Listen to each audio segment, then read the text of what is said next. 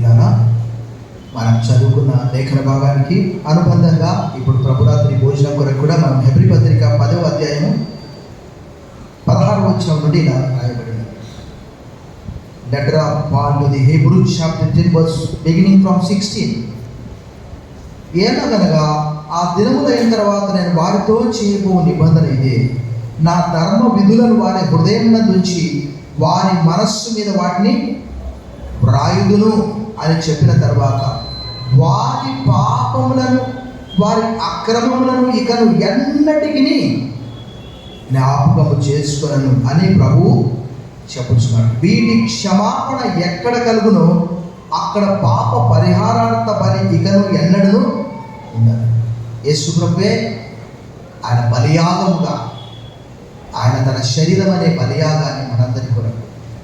ఇది ఒక మర్మము, ఇది ఒక అద్భుతము, ఇది ఒక ప్రేమ. ఆశ్చర్యం అనిపిస్తుంది మనం.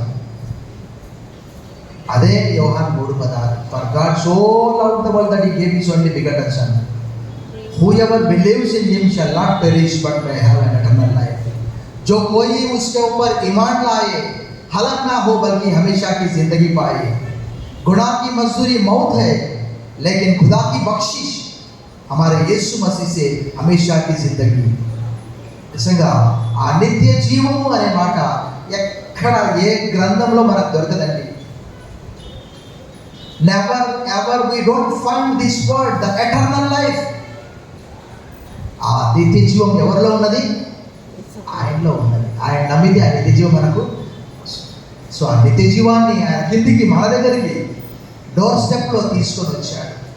కాబట్టి ఆయనే ఒక పాప పరిహార బలి, ఆయన శరీరం అనే బలి.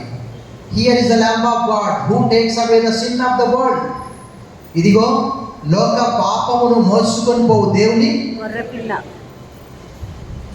ఆ బల్లన్నీ కూడా లేవియాకాండంలో రాయబడి స్పష్టంగా ఆ బల్లన్నీ కూడా క్రీస్తుకు ముగ్గురుతుగా ఉన్నాయి. సో ఇది కూడా ఒక యాగము, ఒక బలి, ఒక అర్పణ, శరీరం అనే అర్పణ.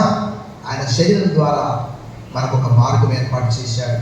అదే మన ఎదుట ఉన్నటువంటి రొట్టె ద్రాక్షరసం. మనల్ని మనం పరీక్షించుకుందాం.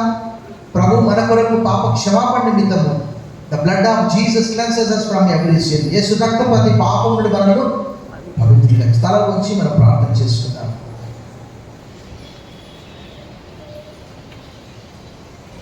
This is my body that is broken for you. ఇది మీ కొరకు పిలువబడిన నా శరీరము. Do this in remembrance of me. నన్ను జ్ఞాపకం చేసుకోవడానికి దీన్ని చేయండి.